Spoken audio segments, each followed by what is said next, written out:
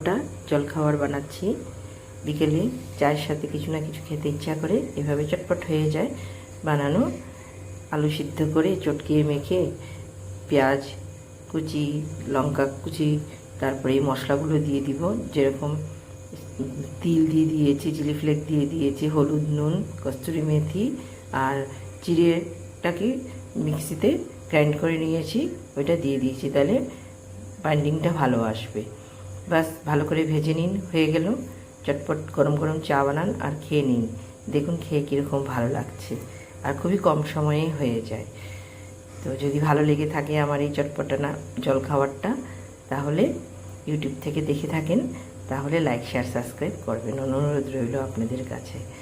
আর Facebook থেকে যদি দেখে থাকেন, পেজটাকে ফলো করে দেবেন। ধন্যবাদ বন্ধুরা।